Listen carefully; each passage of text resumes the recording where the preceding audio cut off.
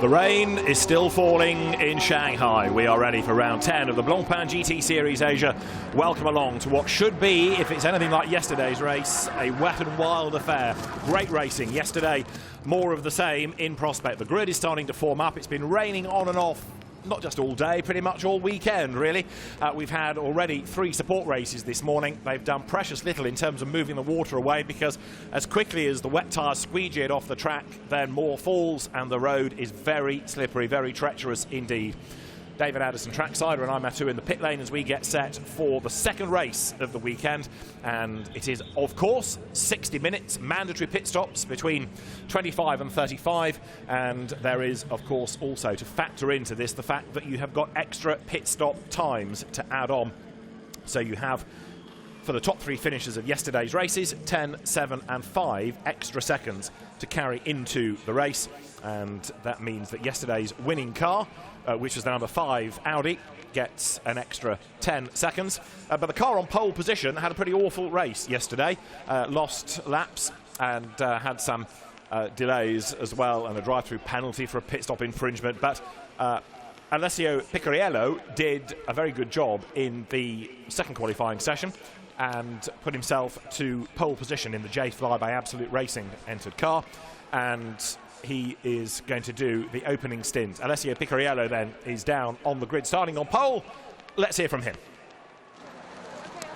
Hello, pole position, but you come into this race on the back of a big win in your own series. Yes. Well, yeah, 2 weeks ago I was crowned Audi R8 LMS Cup champion on this very track, so yeah, it's a good feeling. Now I have a pole here in Blancpain GT Series Asia. It's my 3rd one this year, so far so good. And yeah, today is tricky conditions, so let's see how it goes. Yeah, talk to me about these conditions. Are you comfortable in them? I love, wet conditions like this. It's really fun. But of course, you never know what to expect in the race. It's always tricky. But I think we just have to survive the start and, and do our best, and then we will see. Okay, all the best today. Thank you very much. Alessio Picariello then, who is this year, as you've heard, the Audi R8 champion, the Chinese Asian-based series, and now, of course, turning his attention to a GT3 spec Audi R8 LMS at the front of the grid. So he knows the circuit, he knows the car, he shares with Jeffrey Lee, who is the J-Fly element of that J-Fly by Absolute Racing entry, and lining up alongside is Alex Young, who had a good run to 3rd place yesterday. Second row, there should have been Martin Rump's Audi, but that car was crashed on its way to the grid yesterday, so I fear it's going to be a non-starter again today. But Frankie Cheng's milestone Audi is there alongside. Let's have a look back, though, at what happened in yesterday's race. The lights went green. It was blast off and virtually 4 abreast on the run down to the first corner. A good start on the inside line by Mitch Gilbert. A brave start, though, by around the outside Leo Yi, who made contact with Sandy Stuvik, and that delayed Marchi Lee. He, in turn, was able to get away with it. Nick Foster on the inside had the car get away from him. There may have been contact, but hard to gauge. Either way, it spun, and he was then given a whack by the unsighted Bentley in the hands of Andrew Kim.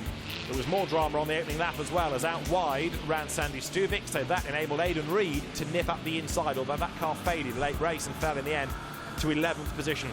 Stuvik was busy squabbling, though, early in the race with the 277 Porsche, until that, in turn, with Leo Yi at the wheel, was given another tag by Sandy Stuvik. The Porsche spun down to 18th place. The safety car was deployed for Nick Foster's Porsche to be retrieved, and late race, the 66 Lamborghini was given a drive-through penalty. By that stage, Yuki Nemoto had taken it over, but it was the bite a bit as Stuvik's car served the penalty. Mitch Gilbert was making progress up ahead of Aidan Reed, the 2 Australians going at it together, and more great battling rage on as Andrew Harrianto came into the mix. The Audi and the Lamborghini with the same footprint of car, both very, very good in these greasy conditions, humbling the Porsches and the Mercedes amongst others. Sandy Stuvik was the first to pit, bailing out of the race lead. Then it was Marchi Lee that bailed, but not rejoining Hunter Abbott's championship-leading Mercedes. That had a wheel nut problem, and so that car condemned to retirement. On track, it was 86 then that had Aditya Patel at the wheel in 2nd place after the pit stops, but he spun coming out of the last corner, and that cost him dear. It dropped him behind Sean Tong, who was able to go through. Yuki Nemoto was already the race leader, but then had to serve this drive-through penalty for the contact caused by teammate Stuvik. So it gave the race lead to this car. Sean Tong was up front as into the lead of GT4. Blancpain 77, which was Jean-Marc Merlin and Frank Yu. They were on target for a 4th class win of the year. A second outright win, however, for Marchi Li and Sean Tong, an all-action first race this weekend in the Blancpain GT Series Asia. And so as you look down on the grid, just confirmation that the Martin Rump Audi is too badly damaged after yesterday's incident to take part today. So the grid has just quickly been amended, and that puts Frankie Cheng and Marvin Dienst now up onto the 2nd row of the grid. On the 4th row is Earl Bamber, winner of Le Mans in 2015, winner of Le Mans this year, of course, in a 919, but now in a 911. Let's hear from the Kiwi. Okay, look, we've got a great caliber of drivers out here today. Earl Bamber, 2-time Le Mans winner. What brings you to Blancpain GT Series Asia? I mean, came here for a great challenge. You know, the series is come here. It's really, really big now. Over 30 cars on the grid, and first ever weekend here. It's been a lot of fun. It's a great challenge. We're starting P8, so going to try and make our way forward and hopefully onto the podium. Okay, we had some challenging conditions yesterday, but you did all right, right? It was very, very challenging. Unfortunately, we lost our rear wing at the start. Wheel just got clipped there at the accident at the start, but generally after that, our car was super quick in the dry. We've got a little bit of work to catch these Audis in the wet, though, so we're going to put our head down. Hopefully, with the heavier rain, it suits us a little bit, and we don't have a pit stop penalty today as well, so that's going to play in our favour. And we're just going to have fun and give it our best shot. I think this is the hardest championship in the region, so let's see what we can do. Go out really, really well. All the best today. Thank you very much. Thank you. Good to have Earl Bamber on the grid. Of course, he's been a regular in this part of the world, in Carrera Cup Asia, for a number of seasons, but now perhaps, given that Porsche is winding down its WEC programme at the end of this season, his eyes are on a GT drive with the factory. Yes, of course, there is the Formula E connection now, but it might well be that he's thinking long-term about GT racing, because there are so many championships in which you can race.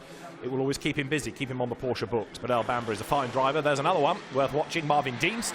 He was the German Formula 4 champion a couple of years back, seeing off the likes of Joey Mawson and Mick Schumacher and Joel Eriksson, all now racing in European Formula 3. But Marvin went on to race in Porsches in the German GT Championship and in the World Endurance Series, made his Le Mans debut, so he's one to watch, starting 4th on the grid. It's going to be, by the way, a safety car start. So the race will start as soon as the cars leave the grid. There's no rolling lap, because the race starts as soon as the safety car peels away. That's because of the change in the track conditions. The green flag was due to commence at 13:45, the race therefore to start at 13:48, but it was going to be a 13:45 start now, given that we won't have to have the extra formation lap. Now, it's not just about GT3, there's GT4 as well. Yesterday there was another win, a 4th of the season for Jean-Marc Merlin and Frank Yu. It was Frank Yu that started yesterday, so he will go 2nd today, and that means he's on the grid to talk to Renai. Okay, I'm with Frank Yu, Craft Bamboo leading GT4 Series. You excited to get out there today? Yes, very much. We did well yesterday. We got a win, and we're leading by 10 points only. So we're going to try to fight for another win today to be more secure in the championship going into Zhejiang. All right, and it's raining. How does that make you feel?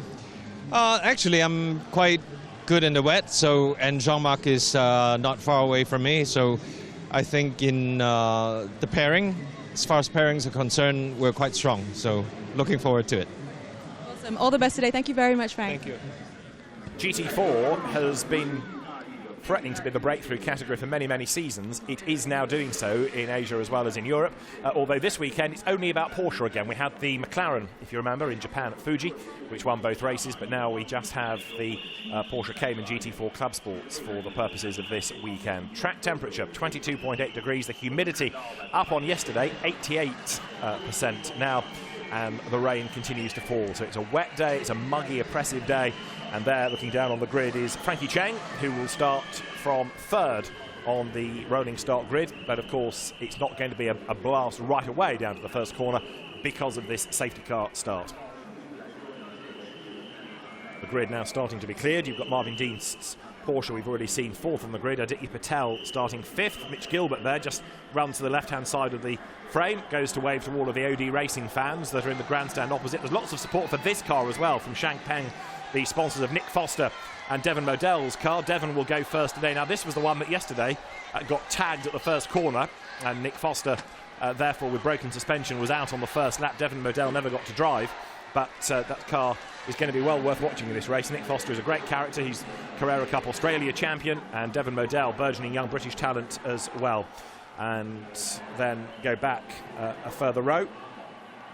You have got the Aditya Patel and Sean Tong Audis, and further back on the grid is Hunter Abbott, who is already this year's Pro-Am champion. And let's hear from Hunter on the grid. Hunter Abbott, look, not the best day out for you yesterday. What are your expectations? So what are you going to do today? Well, I think it's whatever the weather does. For us, we need to finish the race. We obviously had a bad race yesterday where we had a problem in the pit stop, which meant the car lost 5 laps in the pits. And today is just a recovery for us, really. All the best then. Good luck with that. Thank you very much. So that's the new Pro-Am champion, already crowned, and that is a man who also, he touched on a bad pit stop yesterday. It's all to do with wheel nuts. The wheel nuts are in the wheel, and therefore, if it's a left-hand wheel, the wheel nut only goes one way, same on the right-hand wheel, and human error meant that the wheels were crossed over, left to right, right to left. So when they tried to tighten up the wheel nuts, it cross-threaded, and that was the end of that. So it was one of those things, but it put the car out of the race, and Hunter also struggling overnight with what he calls Shanghai tummy. And let's put it this way, he's lighter now than he was last night, so hopefully he's going to get over this food poisoning and can round up the weekend with a good result. The grid then is now being cleared of all the engineers. At the 1 minute mark, the engines will fire up, and the last mechanic, only one remains in most cases per car, will then leave the grid. And I think some have already abandoned ship nice and early to go and get dry in the pit lane. There's the absolute Bentley of Adley Fong. He will go first, and Butikon in for Kuvasak to do the second stint. Yes, there we are, down to one engineer for the car now, and he will assist with the engine firing up and then leave the grid at the 1 minute to go mark. So it will start under safety car procedure. The earlier Lamborghini race, which was in similarly grotty conditions, had 2 safety car laps before they were allowed to go. We'll see what the race director elects to do this time for Blancpain GT Series Asia. And the grid then is 28 cars. We have lost just one Audi, which was Rick Yoon and Martin Rump's car, that crashed on its way out of the pits round to the grid yesterday. Not on the rolling start lap, but on the installation lap round to the grid, and it did a lot of front damage, and they need a new chassis on that car. There is Hunter Abbott's Mercedes. Now, Maximilian Buch was denied a drive yesterday, but he will start today, and the very, very successful young German driver who's already had with Hunter Abbott 2 race wins this year. Maxi Goetz has had one with him as well. He will go first, Maxi Buch, and is the Mercedes, with all of that talk, going to be the car to beat. I'm not aware, looking down on the grid, of anybody thinking about anything other than wet tyres. A few gambled yesterday and did put slicks on, but the drivers today, I think with more water having fallen, have now elected to go for the wet tyres. It's the only safe option really, given how slippery it is, and of course more proof of the conditions being nasty are the fact that we're going to get these 2 safety car laps. Quick look at the lap, 5.4 kilometres long, lots of corners in the first sector, then it opens up a little bit through sector 2, but you've got this long looping turn 12, and then in sector 3 fast back straight to another hairpin and a sharp final corner. It gives plenty of good racing, and very shortly the cars will be released, ready for this start of race, and also of course these 2 laps that they're going to have. So the safety car now moves away, and in a moment the cars will be released and the race gets underway as the field now moves off down towards turn 1 with 1 or 2 drivers a little bit slow away, but this is how they line up, this is how they will run. It's going to be Alessio Picariello ahead from pole position, with Alex Yoon slotting into place behind him. Then Frankie Cheng's Audi and the best of the Porsches on the grid will run 4th in the hands of Marvin Dienst. 5th is where you find Aditya Patel, who had a spin yesterday, and then yesterday's winners, Marchi Lee and Sean Tong. Sean Tong goes first in Audi number 5. 7th on the grid is Le Mans winner Earl Bamber, definitely one to watch, and so too in the pink and yellow Porsche. There it is behind is Devon Modell, the young Brit. He will start 8th for Craft Bamboo Racing, ahead of Adley Fong for Bentley Team Absolute, and then Yuki Nomoto in a car that led yesterday, the Vincenzo Sospiri Racing Lamborghini that he shares with Sandy Stuvik. Joachim Kowiak and Maximilian Buch in the two Gruppe M Mercedes will be on the next row of the grid, and both are going to be worth watching when the race gets underway proper, with Massimiliano Weiser's Ferrari starting 13th, and a very welcome return to racing, Tim Bridgman, the young Brit who has been out of the saddle for quite a long time, but he partners Leo Ye in a very quick Porsche. Number 1 is in the hands of Alberto Di Folco, that's the Lamborghini, and then the second Bentley, Weier Tam, will start. He was denied a drive yesterday because the car was damaged early on when it hit the Nick Foster Porsche. Hideto Yasuoka and David Chipton Biantoro, Porsche and Ferrari, are on row 9 of the grid. Row 10 is Yu Lin in his Lamborghini that got a drive-through penalty yesterday, and Nico Menzel in the sole BMW on the grid, run by the FIST Team AAI squad from Taiwan. Andrew Harrianto goes solo, as he has done all season, in the X1 Motorsports Lamborghini. Kenneth Lim in the sole Aston Martin lines up alongside. 23rd is where you find Takuya Shirasaka with the Audi, and then the best of the GT4 cars, pole position for Jean-Marc Merlin for Craft Bamboo Racing. The Hong Kong-based Frenchman is ahead of Eric Lowe and Tony Fong, both in GT4 Porsche Caymans. 25th and 26th they will run, ahead of James Wong, having his first ever GT4 race yesterday. Loved the series, was all smiles at the press conference. He's ahead of Jeff Liu in the Taiwan Top Speed Racing Team car that will be 28th and last on the notional grid, last in the order then, as the cars turn their way up towards turn 16. You can see, sorry, down towards turn 14, I should say. I'm getting ahead of myself. You can see the spray that is being generated, and further illustration as to why the race director wants them to have these extra laps, as it were, to get themselves used to the conditions, because these are very big, very powerful cars, some in the hands of amateur racers, even though they're of a very, very experienced level and a good level of ability, but for safety reasons it is a good idea to give them these extra laps. So up towards the line they come. So with this being a safety car start, not the rolling start, as soon as the safety car leaves the line, the race is on. So all of these laps count within the 60 minutes. So the clock has started and we have had effectively 3 minutes of the race already. You can't overtake, it's safety car procedure, but this counts within the race. It's a safety car start rather than the conventional rolling start, and so these laps behind the safety car all count within the 60-minute race duration.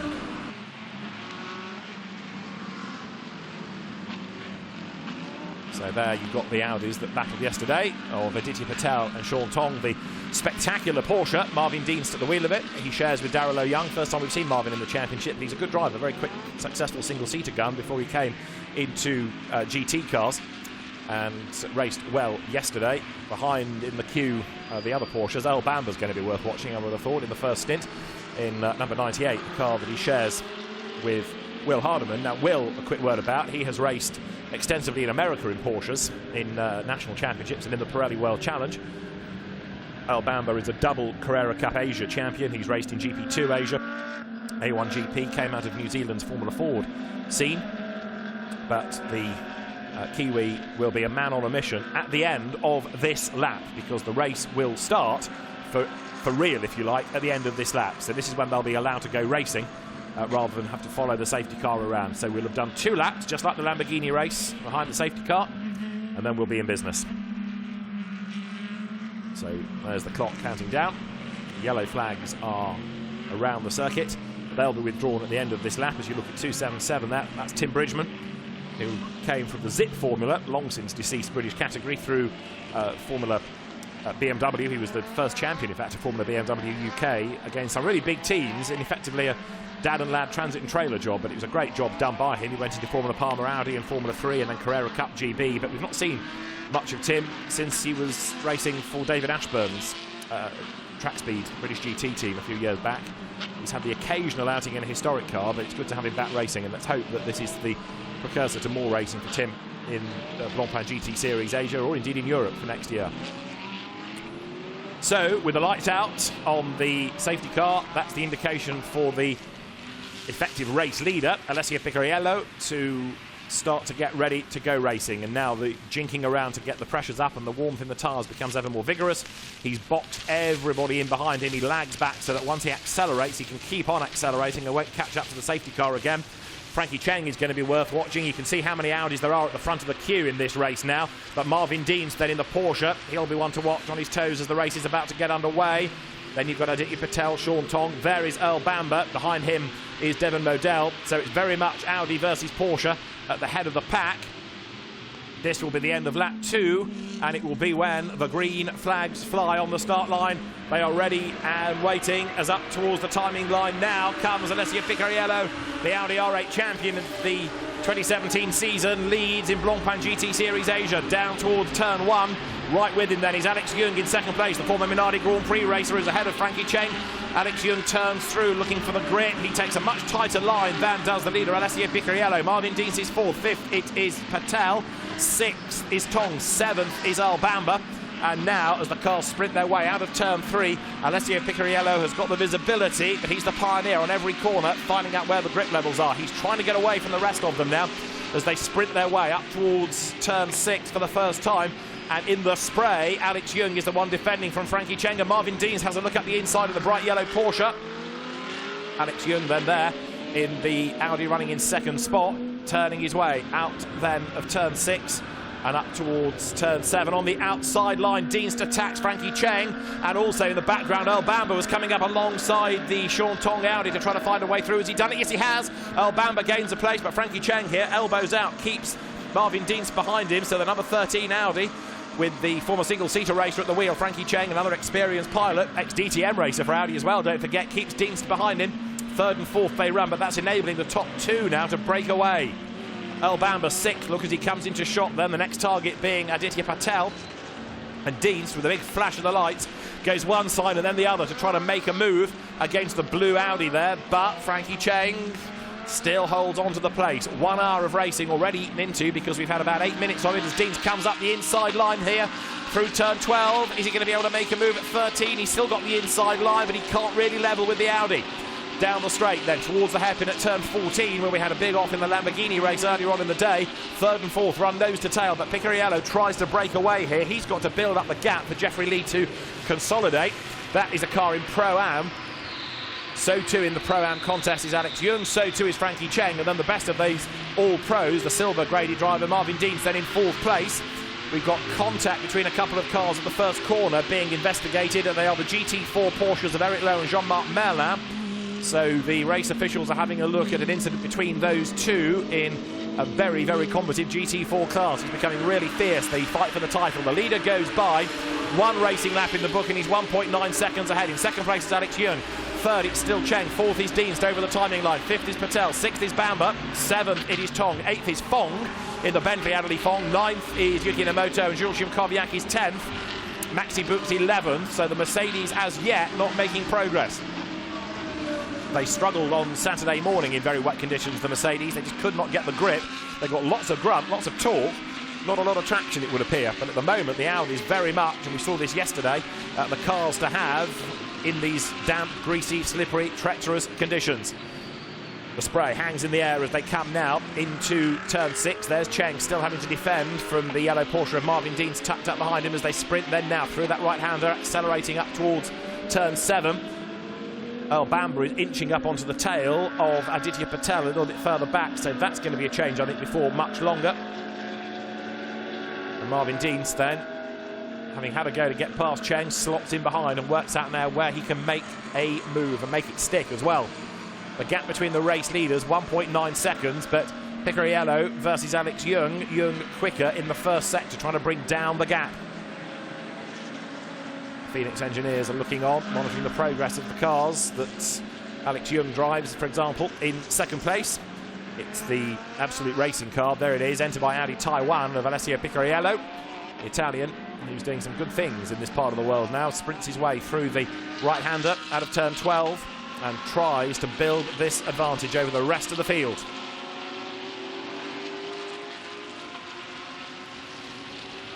So Picariello leads, Young second.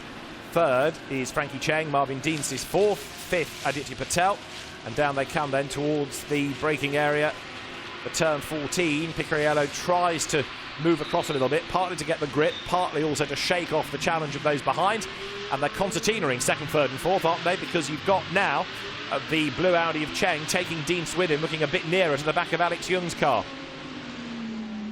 Marvin Deans again flashing the lights, trying to say to Cheng, I'm quicker, let me through, but There's no reason why Frankie Cheng should let him by. This is a genuine fight for place. Over the timing line they come. We've done 10 minutes then. A sixth of the race completed as they come over the timing line. And Picariello leading now by 2.2 seconds. He's getting away from Alex Young. Cheng third, fourth Dienst. Patel still running fifth and Bamber sixth. The Mercedes have just switched order, by the way, further back in the spray, because now Maxi Buk is 10th and Jules Szymkowiak is 11th. Now let's have a look back at the start of the race. Safety car peeled in, and as the lights went to green, the race 2 laps in got underway proper. Down towards the first corner. Look at the difference in line. Picariello goes to the very outside, where quite often you'll find more grip. Alex Young took a much tighter line and lost ground as a consequence of it. But then, of course, had a different line for turn 2. But Picariello was away and gone like a robber's dog, wasn't he? Building up the advantage.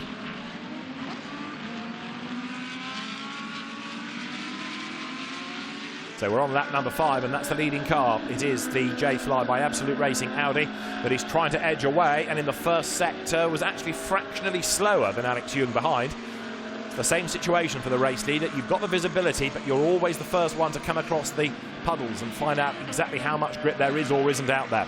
Second, third, fourth, still running together. Young ahead of Cheng, ahead of Dienst. Now the Frankie Cheng Audi is another of those cars, don't forget, in Pro-Am. Frankie Cheng has gone well in it this year. Jingzhu Sun, who is the second driver of that car, regular in the Audi R8 LMS Cup. He's raced in GT Asia as well, so he's an experienced driver, even if he's not as quick as Frankie Cheng. And Aditya Patel goes a little bit wide there, coming out of turn 11, giving Earl Bamber a chance possibly to challenge. Gets the inside line here as they sprint their way up through the right-hander of turn 12.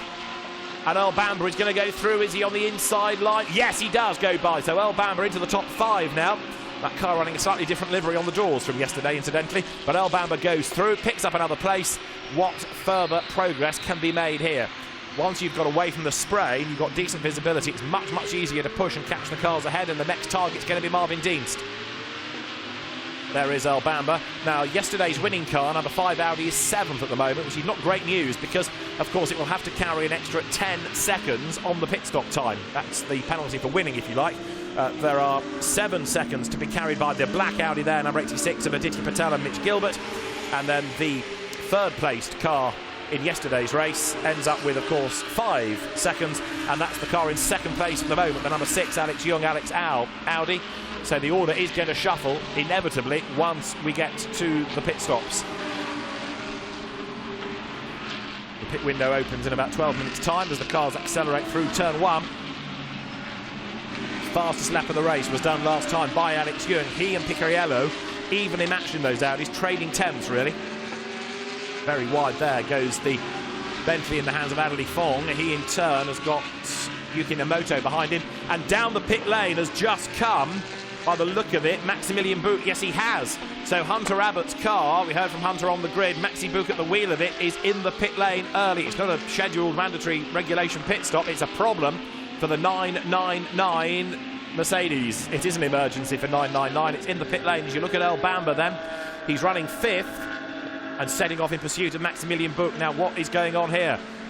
Up on the jacks, Maxi Buk has got a problem, clearly. It's not been a good weekend for Group AM. Even though Hunter Abbott is now the Pro-Am champion, it still has not been a rewarding weekend results-wise.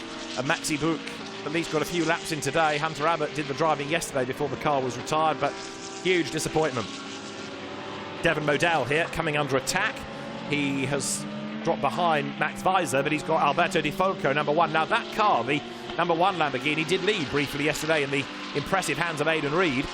So we know it's got the pace, and Devon Modell has got the car further than it went yesterday because, of course, it had that drama right at the very start. So if he can stay in that leading group, and then Nick Foster gets on board for the second stint, it's going to be one well worth watching. Remember, they had a second place at Fuji, these two. There is Max Weiser's Ferrari. We haven't got many Ferraris on the grid. That's the quicker of the two, and he stays ahead of the Porsche. Ferrari versus Porsche always makes it feel like a proper sports car fight, doesn't it? Two of the top brands synonymous with sports car GT racing. Bamber through. He's got himself up ahead of Aditya Patel, as we saw, for 5th. There's Adley Fong, the Hong Kong driver, born in Canada. And there's the surviving Mercedes now in the hands of Jules Szymkowiak, running in 10th place, down to the hairpin.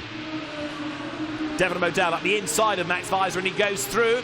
Change of place then for 12th spot. Devon Modell goes by.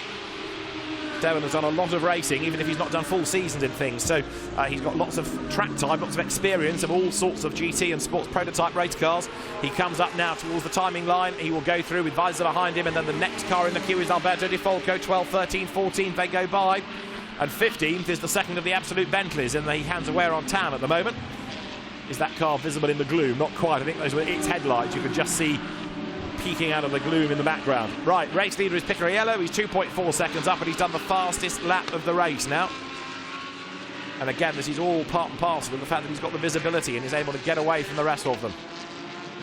Max Weiser there coming under pressure, because behind him is Alberto Di Folco, former Lamborghini Super Trofeo racer, and he's looking for a way by, and you can see now the Ferrari's holding up the Lamborghini. Look at the way the Porsche has got away to the inside line. Down at 6 comes Di Folco, has a look, but he can't do it. Slots back in behind.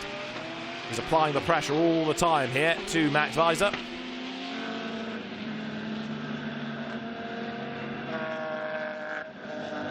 And through they turn. There is the 39 Ferrari. Max Weiser accelerates his way up towards turn 7, but having lost that place, he's losing time to Devon Modell.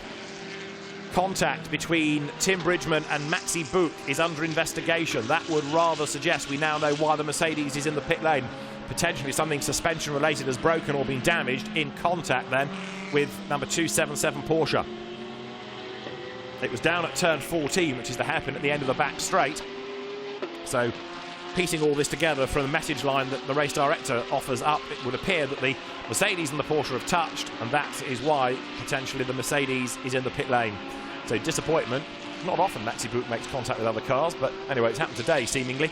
So we've got there Alberto Di Folco leading the Lamborghini charge at the moment as he comes through in 14th place, and Lamborghini versus Ferrari then down towards turn 14. This is the hairpin where that contact would have come between Buch and Bridgman. As to the inside line, Joachim Kowiak's headlights stab out from behind 277 Tim Bridgman's Porsche. That car went well yesterday. Conditions worse today than yesterday, it's got to be said actually, just to make the point in terms of results and lap times and pace, that the amount of water is greater and it's still falling as well. So it's more of a challenge today for the drivers. It was challenging enough yesterday. Over the line will come Bridgman then. Behind him is Joachim Kowiak in the car that he shares with British driver Tim Sugden, who's done a lot of racing here in Carrera Cup Asia, for example. Through he turns down into turn 1. And there's been a change further back. Max Weiser has lost out, as we saw, to Alberto Di Folco. There they are. Lamborghini through on the inside line. 13th he goes. Di Folco then gains the place. And we've got 41 minutes of the race remaining. So now you start to think about what's going to happen after the pit stops, because the order then is going to shuffle once more. And that is the sorry sight of Maxi Buch and Hunter Abbott in the background discussing what happened. Might be that we can hear from one of the drivers and try and get their take on why the car is out of the race, but out it most definitely is. 41 minutes remain as there Max Weiser has a look to try and find a way back up a place, to no avail. 2.7 seconds the margin between Picariello and Young. Is anybody else looking a bit racy further back to make progress? Yeah, Bridgman is. In fact, he's closing on Nemoto and Fong ahead of him, so the Porsche's starting to come good. And GT4 we've not touched on yet, but it's being led by Eric Lowe ahead of Jean-Marc Merlin, and then it's Tony Fong in 3rd place. So the Caymans have for the moment opened themselves up a little bit, as there you look at the Aston Martin number 69, that's in 19th place. Kenneth Lim at the wheel of it ahead of number 2 Lamborghini, which has got Lin Yu behind the wheel. They're almost side by side, aren't they? Lamborghini attacks Aston Martin down to turn 7. Kenneth Lim hangs onto the place, but only just. And Lin Yu is right there behind. And then you've got Andrew Harrianto next in the queue in the Lamborghini. Harrianto went well yesterday. He also has won a championship this weekend because he's the AM champion in the Lamborghini Super Trofeo. Up the inside goes Lin Yu, goes through, or does he? Runs a little bit wide, and Kenneth Lim has to back out of that because he knew otherwise there was going to be contact. So through goes the Lamborghini. That is the change then for 19th place. Both of those cars in the AM Cup as well.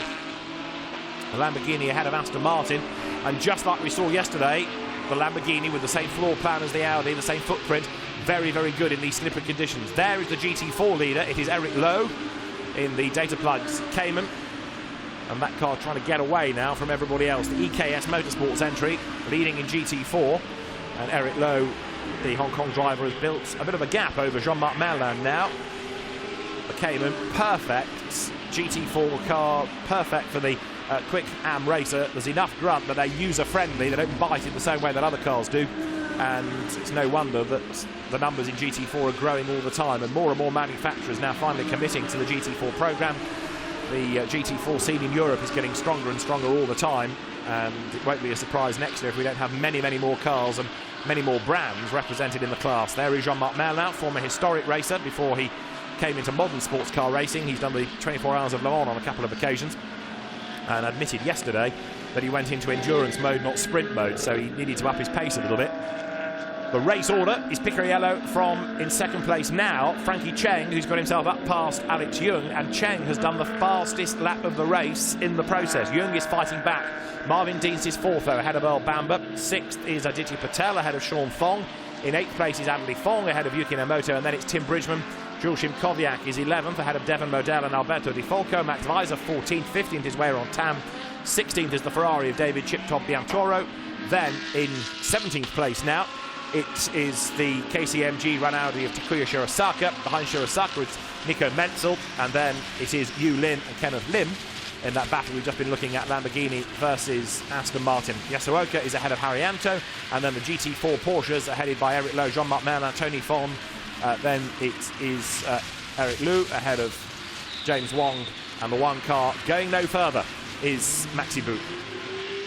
There's the car with the fastest lap of the race to its name, Frankie Cheng, up into second place now in the Audi.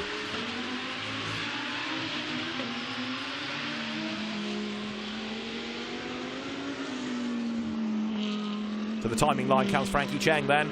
He's got behind him Alex Young, the former Grand Prix racer, former V8 Supercars racer, coming over the line. Is he fighting back? The gap between them is 1.4 seconds. Cheng just edging away, in fact, a little bit that time around. Down through turn one goes number 13.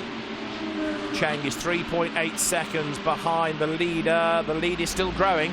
Alessio Picariello is doing a very good job here, and he needs to, because with all due deference, Jeffrey Lee is not quite as quick, so the car's pace will change in the second stint.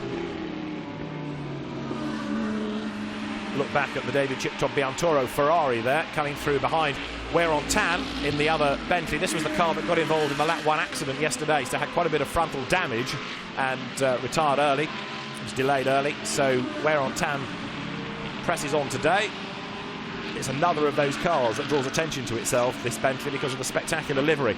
But ever since Bentley came into GT3 racing with these M-Sport built Continentals, they have always added a dash of colour and certain British panache as well to GT racing. And it would be great to see next year a full season conducted by the Absolute Bentley squad. Great cars, and it's a very well-run team as well. So that car, which is the second of the Bentleys, is currently in 15th place. The sister car is 8th, Adley Fong at the wheel of it. Joachim Kowiak at the wheel of the Mercedes, the surviving Mercedes you saw there going through. And now, number 33, Yasuoka's Porsche, turns through the right-hander with Nico Menzel just up the road ahead of him. Nico Menzel, in turn, is looking for a way past Yin Lu there in the number 2 Lamborghini. Lin Yu goes through. So this fight now is for 18th and 19th places, and the Lamborghini, in fact, has got up past the BMW, hasn't it? So Nico Menzel, who is a Pro-Am, drops behind the Am class car in the hands of Yu Lin. So the pit window is the next thing to address, and it will open in a matter of seconds. Now, at 14:10:03 local time, the pit window will open, and that means it's 11 seconds away now, as there you look at Nico Menzel's BMW M6, the car that replaced the very, very successful Z4. It's had a patchy success rate, really, and a big slide there from Nico Menzel. He manages to hang on to it. Further back there, Tim Bridgman is coming under attack from Joachim Kowiak. Pit window opens. Is anybody going to pit early and get the stop out of the way? Let's see. In most cases, if it's your quicker driver in, you will keep him to the very end of the stint. But Bridgman then comes in early. The number 277 Porsche heads for the pit road, and therefore they will now... Oh, that's damage for David Chip-Top Biantoro's Ferrari by the look of it down at turn 14. I was about to say they'll install Leo Ye in the Porsche, and there's the reason for the damage. By the look of it, Chip-Top Biantoro has gone into the back of Weiron Tan, So the Ferrari is stranded by the side of the circuit, and that, as the pit window opens, could be a safety car, couldn't it? It's going nowhere under its own power. Let's have a look and try and work out who did what to which and to whom. The Ferrari, he was looking at the inside and just lost it under braking, hit the Bentley, turned it around, and lots of front damage on the Ferrari. So David Chipchop Biantoro out of the race. He looks at the wreck, walks away, but my fear now would be that that's going to bring out the safety car. Is this going to help or hinder the drivers that have just pitted? That could be an absolute godsend for the 277 Porsche. Let's see. First of all, the decision's got to be made from the race director. So Alessio Picariello, if he's wise to this, if the team is wise to it, we'll try and get him in perhaps early, try and second guess what the race director is going to do. The pit window is open anyway. I'm looking at the officials who've got the boards ready with SC writ on them, but have not yet started to brandish them. The call has not come, so maybe we don't need it. Maybe the snatch vehicle can get that car out of the way just under a local yellow flag. It's at this next corner where the battered Ferrari was parked. We'll see hopefully in a moment whether it is out of harm's way, but as the pit window is open and the stops cycle through, this is going to have a big effect on the race. The fastest lap has been done by Alex Young now, at 2:19. Right, there's the leader, where's the Ferrari? It's still there, it's not moved, and it's still smoky. I'm sure that's got to be moved under a race neutralisation situation, but the race director has not yet called for it. Yellow flag waves, and we have a yellow flag on the start line, but no safety car boards. So, do we go full course yellow? It is. It's a full course yellow. Not safety car, full course yellow is employed. And that means that unlike a safety car period, the gaps do not come down. You have to continue at this delta speed. And it's the full course yellow that is being employed. The leader has stayed out, but lots of others, you can see, are taking the opportunity to come into the pit lane. So a full course yellow is employed. Let's see how this is going to shake up the order. There is Aditya Patel in. There is the leader. So Picariello leads the way. Frankie Cheng behind. The gap when they went over the line is 2.2 seconds, and it should remain as such. So Mitch Gilbert, the Malaysian-born Australian, will take over the OD racing car. That won, of course, the opening race at Sepang, was second in yesterday's race. They have to serve an extra 7 seconds in the pit lane. And you can see that lots of people now have taken the opportunity to come in. Alex Young is in, Marvin Dienst is in, Earl Bamber is in. And then in GT4 as well, you've got the cars of Eric Liu and James Wong. And also just coming down the pit lane is the Bentley of Adley Fong. Away will, in a moment, go some of the early stoppers. That's Yuki Nomoto and Jules Shimkoviak coming in together. Shimkoviak almost pushing the Lamborghini down the pit lane, saying, come on, get on with it, hurry up. And then he has to find his pit box and avoid the Cayman. It all gets very leery indeed. Mechanics bailing out of the way of some cars, trying to wave others in. There's the Spirit of Race Ferrari. Max Weiser comes in to give way to Jiang Jin. Jiang Jin will get on board, and the full course yellow remains. So most, other than the top two, have come in at the end of that lap. I suspect there was confusion from them not knowing quite what the situation was going to be, but the full course yellow has, I fear, gone against Picariello and Cheng. Who else stayed out? Alex Au has taken over number 6. Darrell Young has taken over number 99. So at the end of the next lap, I'll give the order, but it's going to be very jumbled indeed. And I still think 277 now, which should have Leo Yi at the wheel of it. The yellow Porsche started by Tim Bridgman. That should gain a whole heap of ground here, assuming it's not been too badly delayed under the full course yellow in trying to play catch up. It's not quite like a safety car where you can speed up. Now you can, because the green flag is being waved. So the full course yellow comes to an end. You don't have to wait until the leader gets to the timing line. You can start it and stop it whenever you like. So we're back to green flag conditions. Pit window remains open. Now there is 277. That now is Eric Lee, and behind is Nick Foster. So both the Porsches have pitted and should be up the order come the end of this next lap. Of course, for the leading car, it will make its pit stop under green flag conditions, and therefore it will be stationary while everybody else is going a lot faster. So it's going to be interesting now to see how all this pans out. Over the timing line goes 277, 20th it is at the moment, but should gain a few more places back in a moment as others are coming out of the pit lane. And Picariello stays out for another lap. What about Frankie Cheng behind him? Look for the blue Audi. Is that staying on the road? Yes, it is. So the top two accelerate away. Put another lap in the book. Nico Menzel's BMW there rejoins number 91, which has now got Lin Yu at the wheel of it.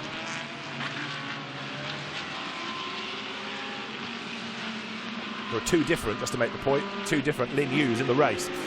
One in number 2 Lamborghini, and his U has an E on the end of it, whereas you've got the other Lin Yu driving with Nico Menzel, former GT Asia racer, that Lin Yu, as the race leading car is on lap number 13, and the lead gap is 3 seconds as Picariello then copes admirably with the conditions, swoops around the outside of number 10 Porsche, which was started by Eric Lowe, and Byron Tong will take over, but that has not yet pitted.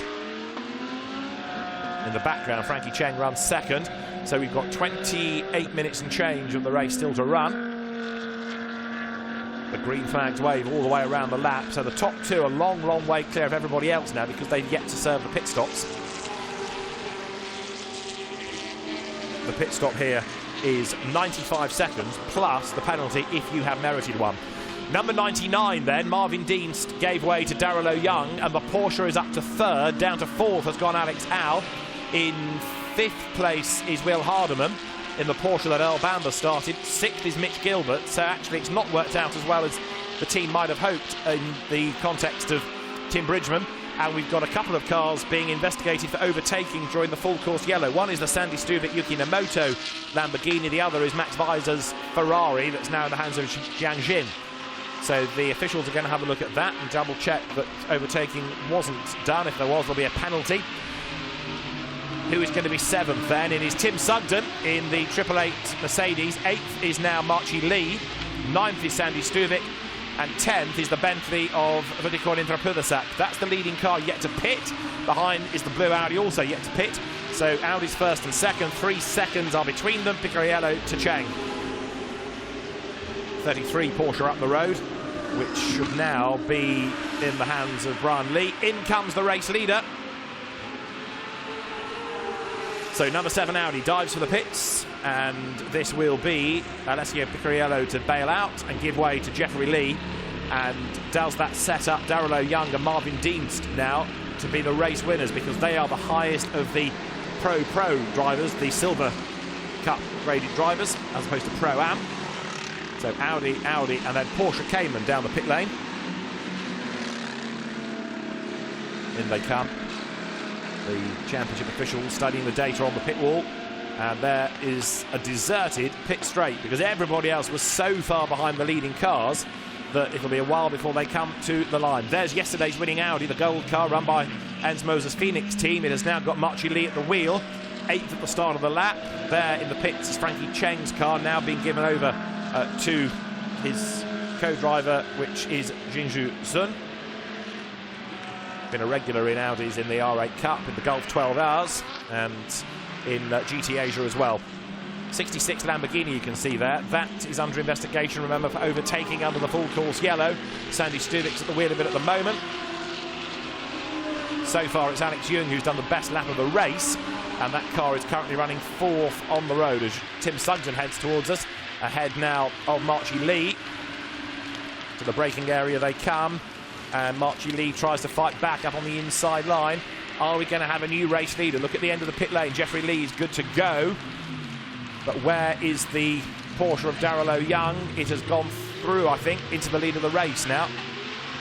We'll check this in a moment when the cars come back over the timing line. But there you've got the 888 Mercedes. There is 7 Audi getting away.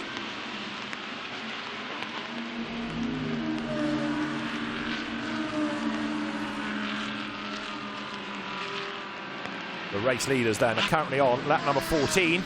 There you've got Jeffrey Lee, fresh into the car, and now having to push straight from the word go. Certainly not an easy task when you've got these challenging conditions. There is number 6, which is Alex Al. The Aston Martin behind is, of course, a lap down.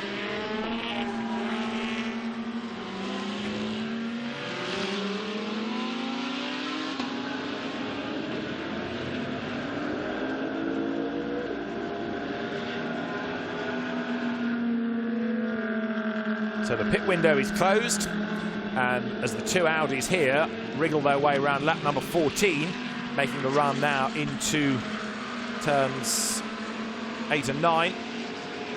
Jeffrey Lee keeping at bay here, the number 13 Jingzhou Sun driven Audi behind. So 99 Porsche is the new race leading car, and that is coming to the end of the back straight down towards the turn 14 hairpin. So this battle now is going to be quite a long way back, I reckon, in something like 7th or 8th place. We'll double check at the end of the lap, but the Audis, by pitting late, have lost out after that full course yellow period. So keep an eye for Darrell Young's yellow Porsche in a moment, because that's going to be the car that crosses the line and has just gone through as the new race leader. So at the end of the straight, there it is. The yellow Porsche picks up the race lead. Second is Alex Au, 7.6 seconds back and falling away. Third is Will Hardeman, lapping slower than Darrell Young. Fourth is Mitch Gilbert, lapping fractionally slower, but catching the two Porsches. And then who is going to be fifth across the timing line? It will be, a long way back, I fear, the Jeffrey Lee Audi. So yes, the leading car falls to fifth after that full course yellow period and the pit stops. So everybody else got the stops out of the way when the pace was slower, and that's gone against Lee fifth, and then Jingzhou Sun in sixth spot. Seventh is Tim Sugden. In eighth place it is now Sandy Stuvik. In ninth is Marchie Lee, and 10th will be Aidan Reid. Now there is Nick Foster, getting himself up past Vutigur Indrapuvasak. So this battle up towards the timing line is now for 12th place, and Nick Foster takes up the position, goes through in 12th place ahead of Indrapuvasak, who's replaced Adley Fong. So Darrell Young now is lapping quicker than pretty much everybody else out there. It could be that as other people get into the groove, their lap times will come down, but Darrell Young is a silver graded driver. He's in the Silver Cup, and behind him you've got quick Pro-Ams. The next of the silvers is Mitch Gilbert, who's got to get past two cars and make up 14 seconds. It's going to be a tall order, that. Mitch Gilbert could do it, but like I say, it's not going to be easy, far from it.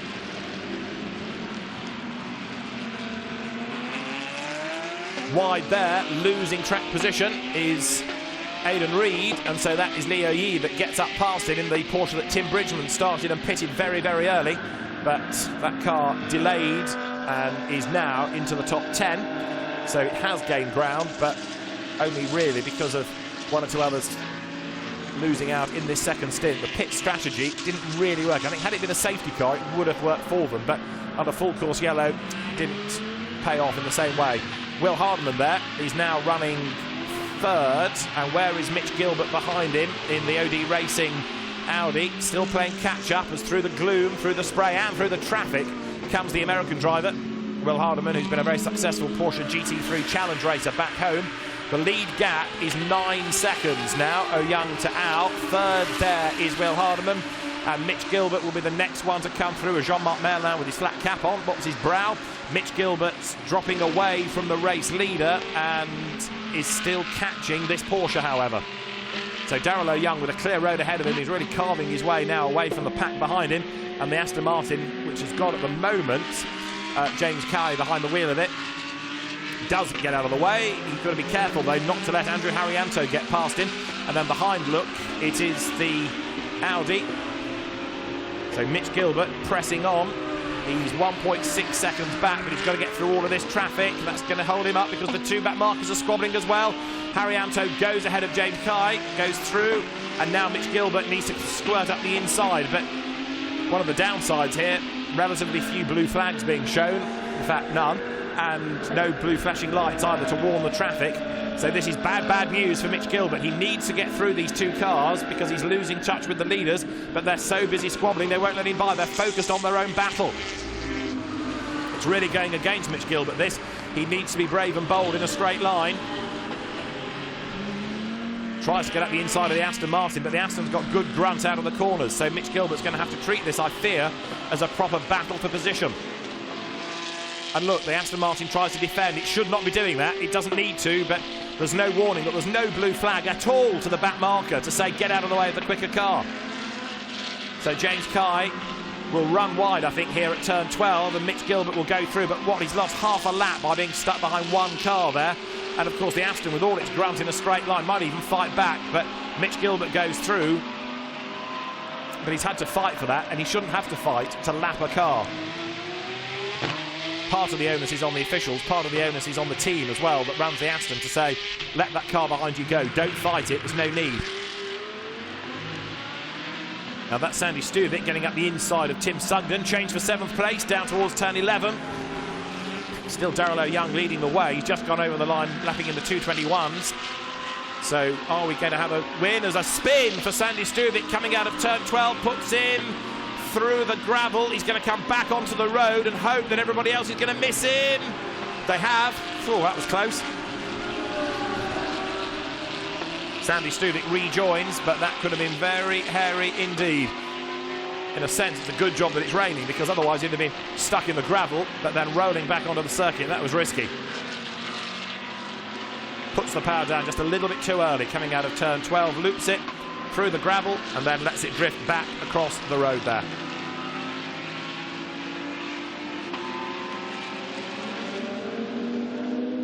So there is Daryl O'Young, who is now 9.4 seconds ahead of everybody else. The Craft Bamboo Racing team looking on.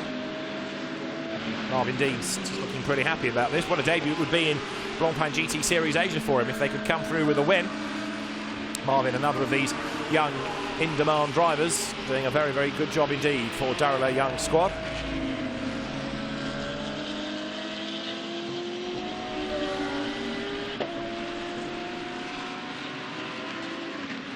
So with 17 minutes on the clock, down into turn 11 goes the leader. Now that is Nick Foster, still pushing on in 88. That car currently in 11th place.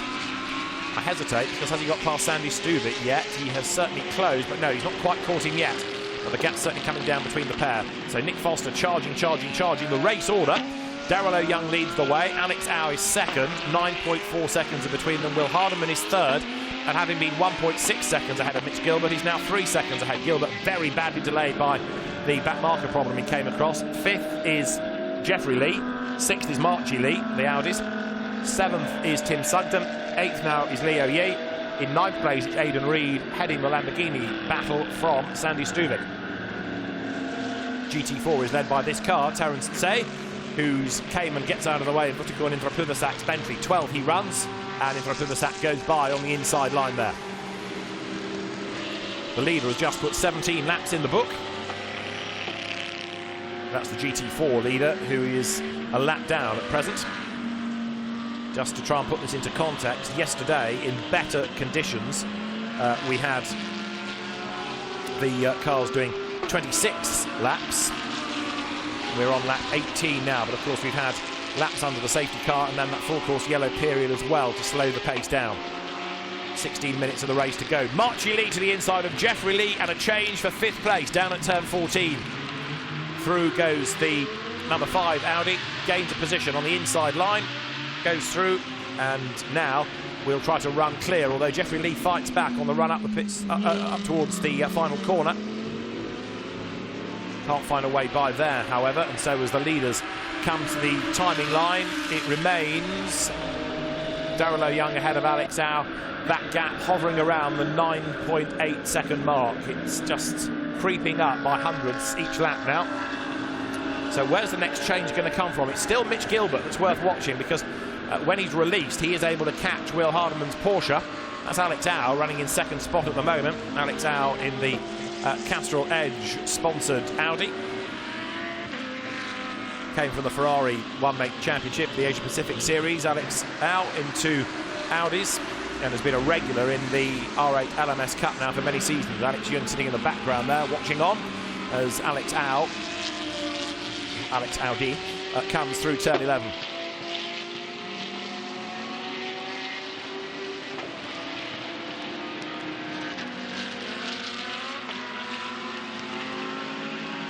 So 17 laps are done, 9.8 seconds is the leading margin, and Daryl O'Young is creeping away all the time here from the opposition.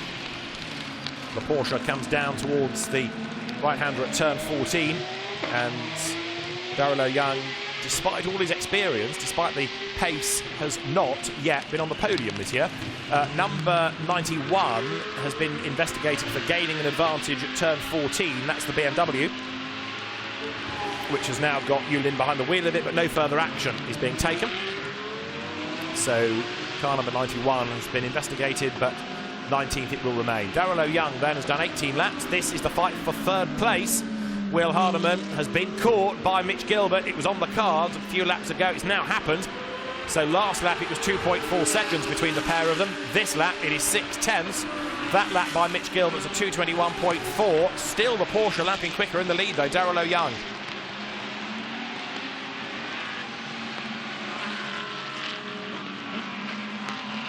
Through turns 1 and 2, that long right-hander they go.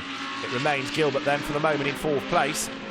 Trouble is, to do the overtaking, you've got to go offline, where it's wetter, where there's less grip and more risk. So where does Mitch Gilbert make the move? As there you see Tim Sugden now, who's got himself up past Jeffrey Lee, and he's about to lose another place, isn't he, here? Because Liu Yi comes up to try and get past the Porsche. Another quick car, this, going strongly. 2.77, Liu Yi having taken over from Tim Bridgman. And as they go over the timing line, the Porsche goes through round the outside. So 7th now for number 277. Liu Yi racing this year in the Japanese Formula 3 Championship, but adapting to this car very effectively this weekend. So 12 3/4 minutes of the race are still to run here. Through they turn. Tim Sugden's Mercedes is 6th. It's the sole Mercedes, remember now, with the demise of the Hunter Abbott Maxi Boot car.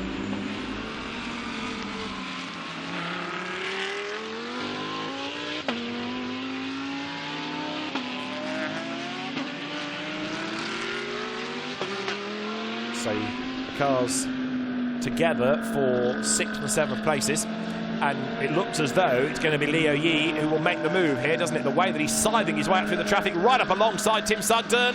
Tries to go the long way around on the outside line at turn 7, can't do it, but brave stuff from Liu Yi here in the Porsche. He's on the outside line now down towards turn 9. Can he do it? Yes, right round the outside. Fabulous move that. Great stuff. Through goes Liu Yi round the outside of the Gripper M Mercedes. And it just seems to have far more bite, doesn't it, coming out of the corner. Better traction. So Tim Sugden pretty powerless, and Tim is very experienced and a very capable driver, but the Porsche absolutely flying. And that backs up what's also happening for the race lead. Darrell Young's car looking so sure-footed in these conditions. The lead gap is now 12 seconds over Alex Au.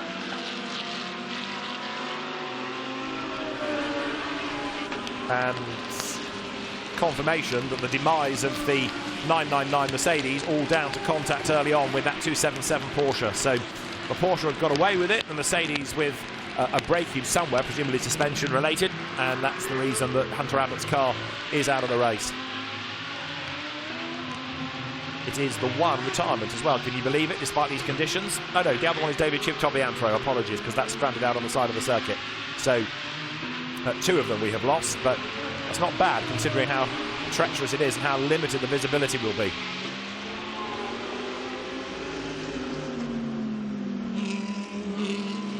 Mitch Gilbert is through into 3rd place now, number 86 Audi. Can he do anything about 2nd place Alex Au?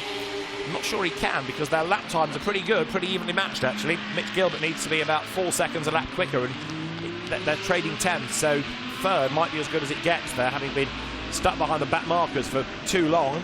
What else might happen before the end though? Will Hardeman is losing ground against both Marchi Lee and a flying Liu Yi, number 277 in that other Porsche that we've been looking at. That car is very quick indeed, and so too is 33, Brian Lee's 911, which goes across the timing line now. That's the car that he shares with former British Formula Ford racer Hideta Yasuoka. And there is Brian Lee coming through turn 2. I would offer you that the conditions are getting worse actually at the moment, which is possibly why the lap times are going up. Darrell Young a little while ago was doing 2:19s. He's now doing 2:21s. So the lead gap is 12 seconds, but if there's anybody, and it looks at the moment as though it's Liu Yi, is really web-footed. These are the conditions in which you need to excel and can make a real difference. Mitch Gilbert's just done a personal best in the first sector. There's the Lamborghini fight, which is currently Aidan Reed ahead of Sandy Stuvik. And they accelerate their way up towards turn 11 this time, behind number 7, 8 now, Jeffrey Lee, having taken over what was the leading car from Alessio Picariello. There you've got Nick Foster, 11th in the Porsche, trying to find his way through this Lamborghini fight. Leo Yi is just exceptional at the moment. He's done an absolute best and a personal best in these worsening conditions in the Porsche. Just fabulous to watch. That car seems to be absolutely perfect in the wet. And a brave driver at the wheel of it as well. So Leo Yi continues to push. The race leader has done 20 laps. The gap is 12.7 seconds. Darrell O'Young did a 2:21, so also did Mitch Gilbert. So there's nothing really to choose between the leading cars. The only one that's lapping quicker than the leaders is 2:77, but it's a long way behind, actually. That pit stop just before we went to full course yellow did not work. And the fastest lap of the race just done by Hongli Yi. He has done a 2:19.891. That's the leader, Darrell O'Young, having taken over from Marvin Dienst. 8 minutes to go. I can't see him being caught. That car's advantage is such now, and the lap times are such, that nobody else is going to get a look in unless he trips over the back markers. But Darrell O'Young is a very experienced driver. There's no reason why he should make a mistake. Darrell, who started off racing in Formula Ford 1600 and Formula Ford 2000 in Canada. He's a Canadian Hong Kong national, and he's raced in Carrera Cup Asia, in the Le Mans Endurance Series, in FIA GT. He's a Carrera Cup Asia champion twice. He's also won the Modica Millennium race, the Sepang race, the 1000 Ks. He's a double Bathurst 12-hour winner, so there's a huge amount of experience in that car. And Darrell O'Young putting it to good use. Whereas this man, in 2:77, Hongli Yi, is really pushing hard. He came from European Formula Renault, the Alps Series, and the Euro Formula Open for effectively older Formula 3 spec cars, into the AFR Series, and then to Japanese Formula 3 this year. And Hongli Yi, or Leo Yi as he prefers, has done an absolutely outstanding job as he comes up now to thread his way past the GT4 Porsches. Darrell O'Young is the race leader, and at the end of the pit straight, 99 Porsche has an increased advantage over Alex Au, who I think is settling now for second spot. 12 seconds the margin, 6 minutes to go. Darrell O'Young just needs to keep out of trouble here, but you can see how wet it is. Look at the amount of water being generated from the tyres as he accelerates his way up out of turn 4. Jean-Marc Mainland there, who's also part of the Craft Bamboo Racing team, of course. It's the same team that runs the GT3 leading car as runs his car, which is currently third in GT4. So it's not going to be a dual celebration, I feel. But up front in GT4 at the moment is the TTR Team Saad car, Terence Tsay and Tony Fong. Terence Tsay at the wheel of it as you look at Yang Jin in the Ferrari. Now that was a car that lost out in the stop. 17th it is now. Contact between David Chipton-Biantoro and Andrew Kim will be a decision made after the race that's being investigated. Here, 77 and 89, this is for third in GT4. It's Frank Yu and in 89, Ringo Chong. The two of them, great mates, and have a good social time in GT4, but on track, deadly serious. Ringo Chong has done a good job here of hunting down Frank Yu, who likes the wet, but of course, with the longer pit stop today than yesterday, has lost ground relative to the cars ahead. Now, we've just had a shuffle in the leading order because down to 11th has gone Jeffrey Lee. He's lost 3 places on that lap in number 7 Audi that was leading early on in the race. 5 more minutes are on the clock. And I suspect the drivers are going to be quite pleased to get to the end of this in one piece, because it really has been a very difficult hour for them in these conditions. Darrell O'Young with under 5 minutes to go, turn through turn 14. There's Nick Foster. Still find it very impressive that Hongli Yi has done the fastest lap of the race. Nick Foster pushing. He's up into the top 10 now. There's Jeffrey Lee, who, as I mentioned, has fallen back. And what else might change before the end? Mitch Gilbert is catching Alex Au for second place, but not enough. The last lap done by the race leader was a 2:21.7, but he's still a long way clear of Alex Au, who of course is an AM in the Pro-Am class, so it's no real disgrace that Alex Au is falling away from Darrell Young, especially as he's about to be delayed in the traffic as well in the Castrol car down at turn 1. Mitch Gilbert 8.2 seconds back. He would need Alex Au to get very, very stuck for quite a long time here to really hack into that deficit. And then, of course, he's got to get through the traffic himself as well.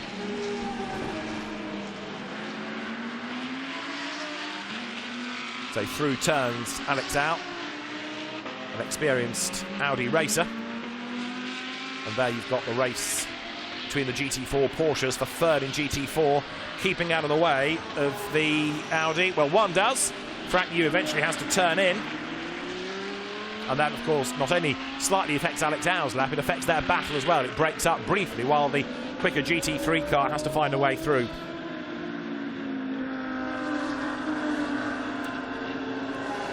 So with 3 minutes on the clock, Darrell Young set for a first podium and a first victory, and the first Porsche victory, therefore, of the campaign this year. Alex Au sprinting his way through in second spot. Mitch Gilbert 8.2 seconds behind. Now, he did take a big chunk out of him in the first sector because of the traffic, but Mitch Gilbert himself has got to find a way past those battling Porsches. He needs to be on the lights, doesn't he? Flash, flash, flash. And a mistake made there by Frank Yu down at turn 11. He goes wide, outbrakes himself on the wet, wet road, slides wide. And do we see a change of place between the Porsches? There is Mitch Gilbert hustling on. And up the road ahead, what do we see? Frank Yu having run wide, scrabbling to try and keep hold of that place. 2.5 minutes to go. Darrell Young is going to get one more lap out of this, isn't he? He's in the third sector at the moment. As there is the second place car of Alex Au. The rain still beating down as Darrell Young now goes through to start the last lap of the race. So it's going to be a win for the Porsche. Over the timing line he goes into turn 1, past the BMW of Yin Lu.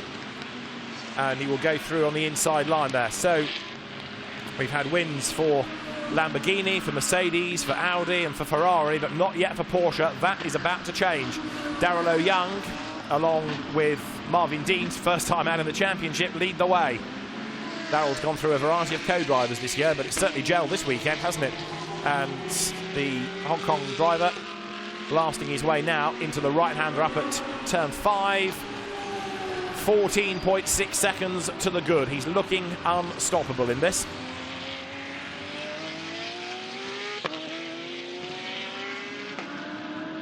They will accelerate through this downhill section. Turn 7, then to turn 8, as Alex Au threads his way now past number 11, the GT4 leading Porsche. But look how close it is for the honours in GT4 here.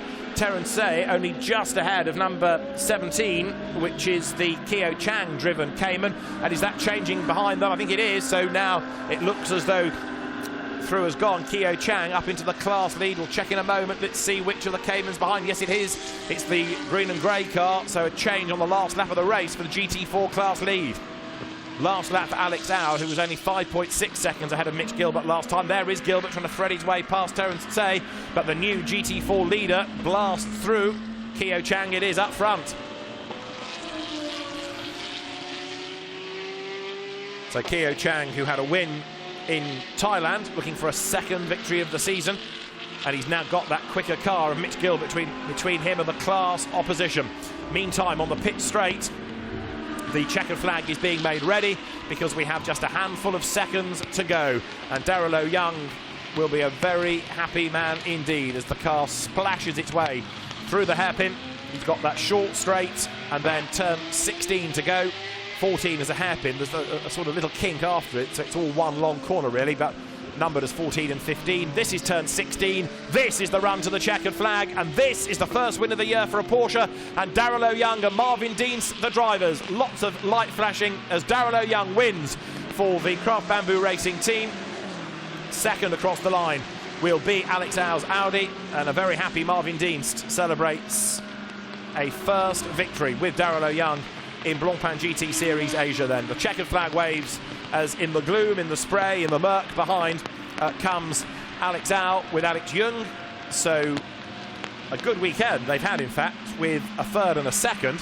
And in fairness to Alex Au, who hasn't always proved to be the quickest driver, he was a very, very good pair of hands in that race. Didn't put a wheel wrong to bring the car home second in very challenging conditions. And then third, Mitch Gilbert and Aditya Patel. So a second and a third for them over the course of the weekend.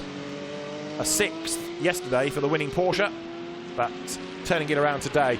Fourth then to Will Hardeman and Earl Bamber, and a brilliant fifth, Hong Li Yi, with the fastest lap of the race to his name, with Tim Bridgman as the co-driver, coming through ahead of the Marchi Lee Sean Tong driven Audi. Pro-Am, incidentally, won by Alex Young and Alex Au. Second in Pro-Am, Will Hardeman and Earl Bamber.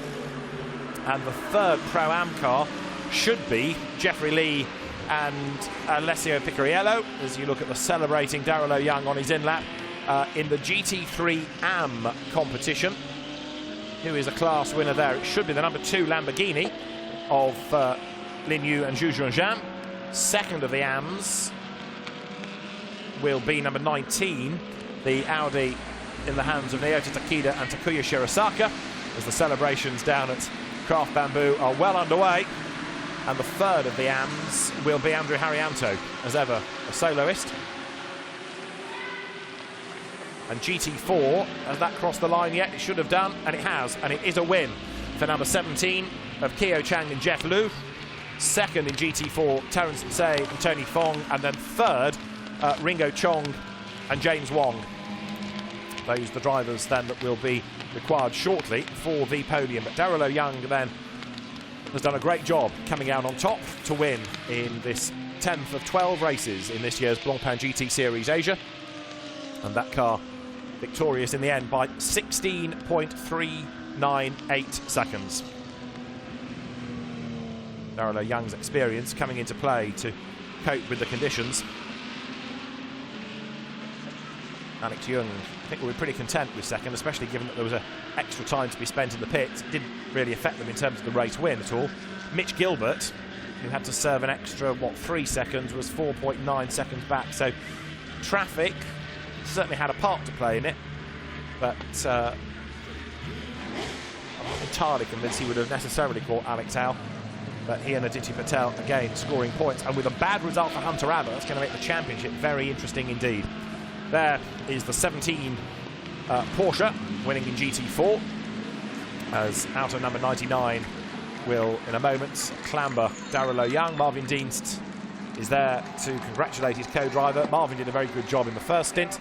Some very good pit strategy, and a great second stint by Darrell Young gives them a race win. Darrell very happy indeed.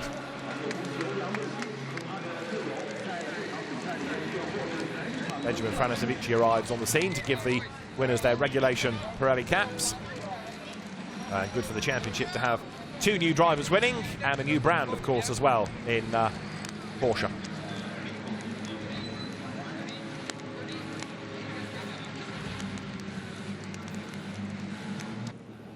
Alex Young and Alex Au in Parc Fermé with fellow Audi drivers Mitch Gilbert and Aditya Patel. And as the rain falls, the teams that are required for their cars in the top 3 in the different classes make the run up towards the top of the pit lane. Within Blancpain GT Series Asia, there are multitudinous podiums. We have the overall, we then have Pro-Am, AM and GT4 as well.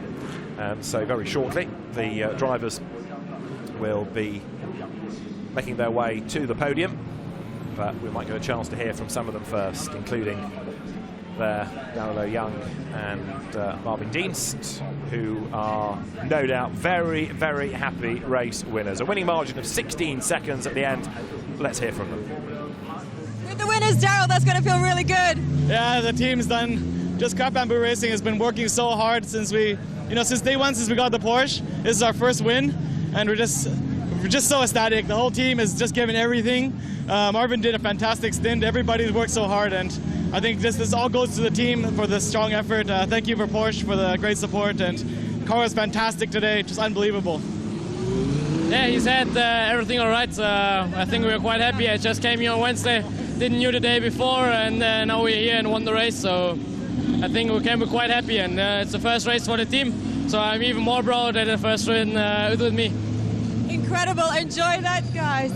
Thank you very much.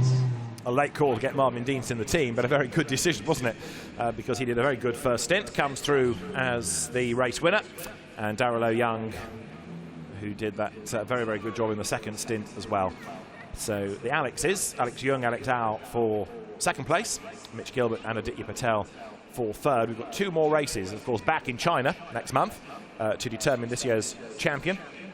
And the points scored by Gilbert and Patel will be very important indeed to monitor. Let's hear next from the Alexes. Alex Young and Alex Au take a very good second place.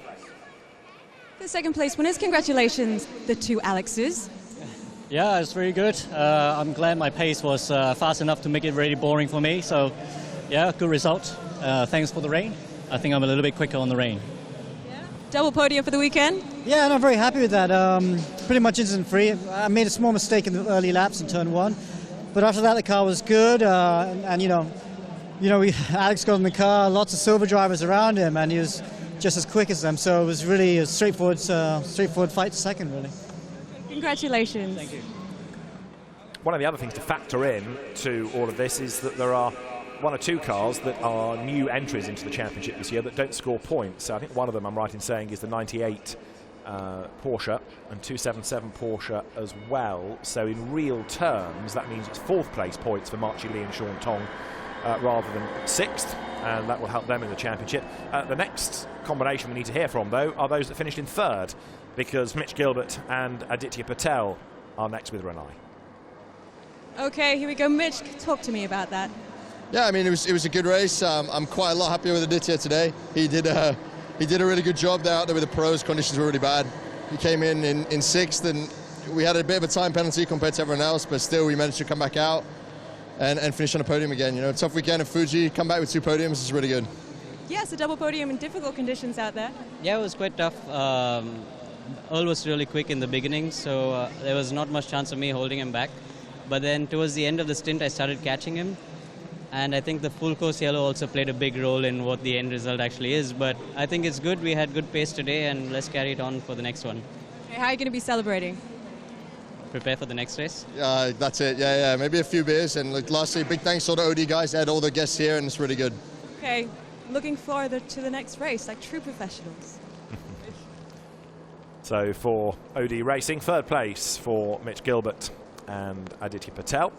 Confirmation of the race results then. They came across the line after 24 laps with Darrell O'Young and Marvin Dienst, the winners, from Alex Au and Alex Young, and then 3rd Mitch Gilbert and Aditya Patel. 4th Will Hardeman and Earl Bamber, ahead of an inspired Hong Li Yi and Tim Bridgman. 6th for Marchi Lee and Sean Tong, ahead of Tim Sugden and Jules Shimkowiak. 8th Aidan Reed and Alberto Di Folco. 9th Sandy Stuvik and Yuki Nemoto, ahead of Nick Foster and Devon Modell. 11th of the car that led early on for Alessio Picariello and Jeffrey Lee, and the Bentley, or the better of the 2 Bentleys, 12th for Vitakorn Inthra and Adley Fong. 13th Frankie Cheng and Jin Jun Sun, ahead of Brian Lee and Hideto Yasooka. Then we had Andrew Kim and Wei Ron Tan 15th in the Bentley, ahead of the number 2 Lamborghini of Zhu Junhan and Lin Yu. Behind them was Zhang Jin and Max Weiser 17th. Yulin and Nico Menzel's BMW 18th, ahead of the Audi of Naota Takeda and Takuya Shirosaka. Andrew Harrianto was 20th. James Kaya and Kenneth Lim's Aston Martin 21st, ahead of the leading GT4 Porsche. That was the car that takes the class win of Kyo Chang and Jeff Liu. Behind them, Terence Say and Tony Fong, Ringo Chong and James Wong 3rd in the class. Down to 4th slipped Frank Yu and Jean-Marc Merlin, ahead of Byron Tong and Eric Lowe.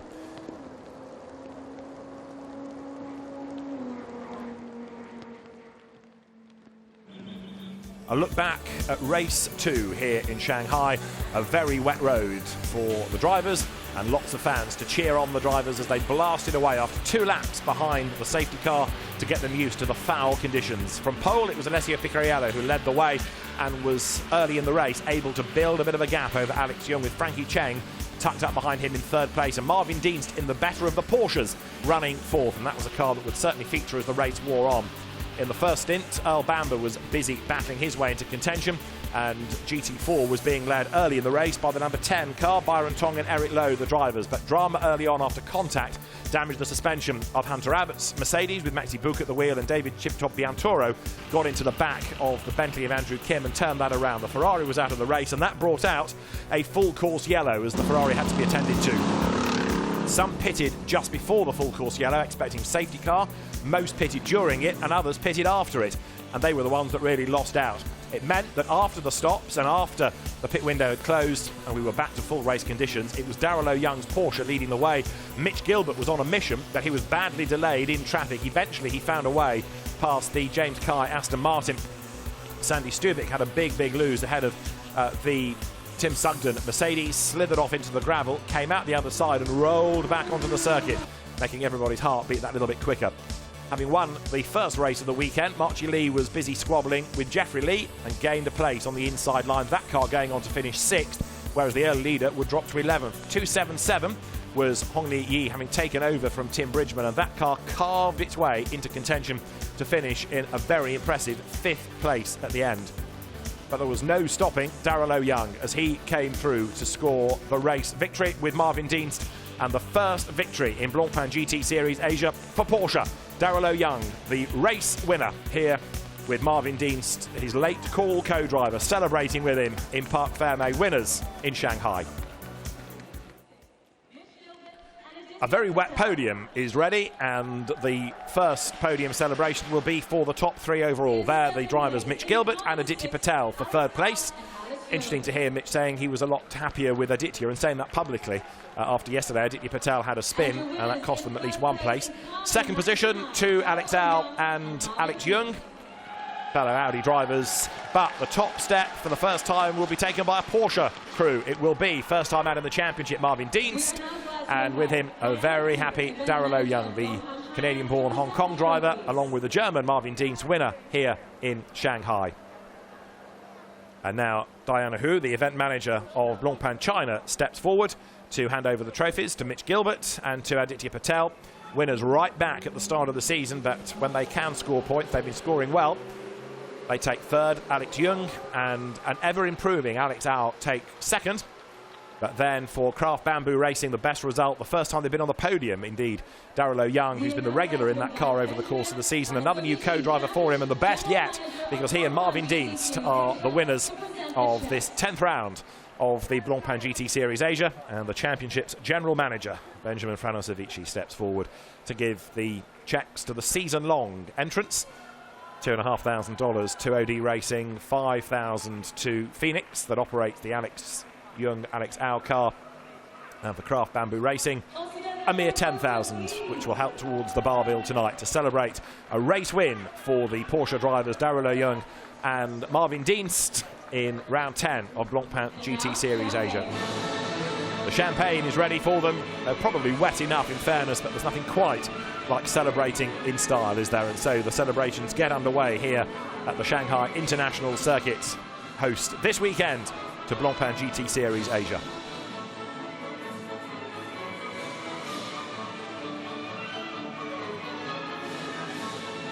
The drivers will next make their way off towards the press conference, and the podium will be made ready for the Pro-Am drivers. For that, we need the Alexes to stay, because Alex Young and Alex Au victorious in Pro-Am, and they will be joined shortly by Will Hardeman and Earl Bamber, and also by the Alessio Picariello Jeffrey Lee combination in the Audi that of course was leading impressively at the start of the race. But look at the amount of water on the road now on that pit straight. It gives you an idea, now that the spray has subsided and you can see the actual natural water, if you like, just how bad the conditions were for the drivers. So, as we look down on the podium for Pro-Am, time to reflect on what has been an eventful race, and a race win for Porsche, for Darrell O'Young and Marvin Dienst. And with 2 more races to go in the championship back here in China in mid-October, it's going to be a fascinating end to this first ever season in the Blancpain GT Series Asia.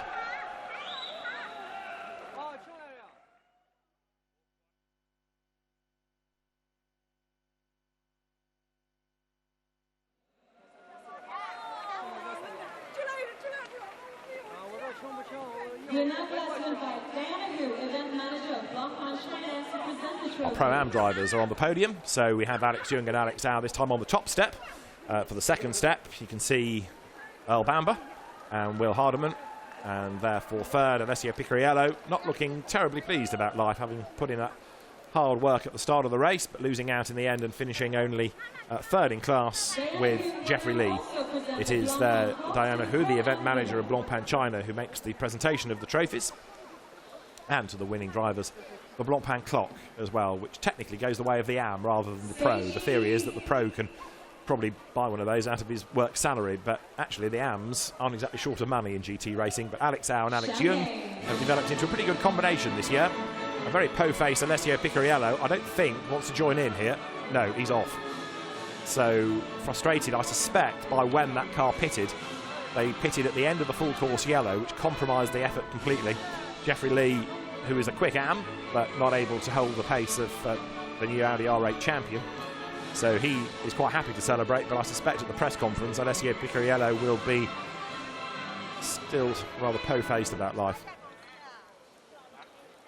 So Will Hardeman and Earl Bamber taking second in Pro-Am after a good run. Yesterday they had dramas early on when the car lost its rear wing, but the pace post-pit stop was good.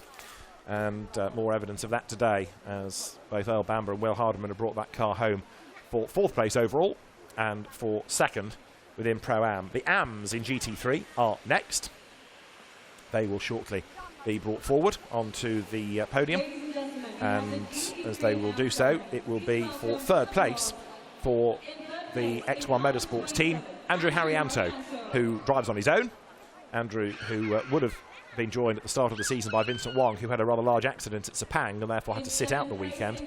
And since then, Andrew Harrianto, having raced on his own there, has continued so to do. So we should have Andrew Harrianto, there he is, for 3rd place. Naota Takeda and Takuya Shirasawa are 2nd.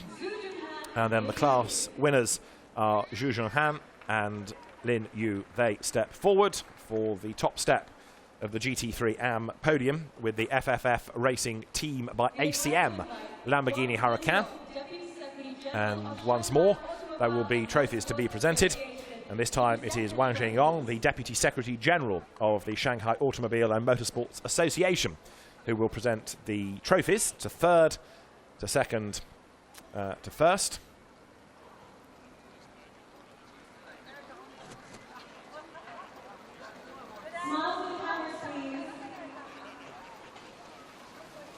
So they're the trophies to the drivers, and everybody huddles together for the photographs. We should also have the champagne at the drivers' feet, and these are proper enthusiasts. They are going to want to celebrate, aren't they?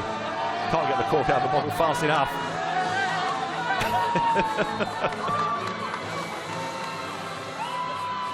Andrew Harrianto, recently crowned this weekend, indeed, the AM champion in the Lamborghini Super Trofeo Asia, gets an eyeful.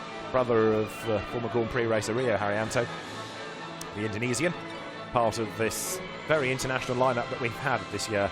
First ever season for Blancpain GT Series Asia, and some great racing and some very full grids it has delivered. So the AMs make their way off the podium, and that means that we have just one more to go, and that is for the GT4 drivers, and they will be brought forward in a moment, ready for their podium ceremony.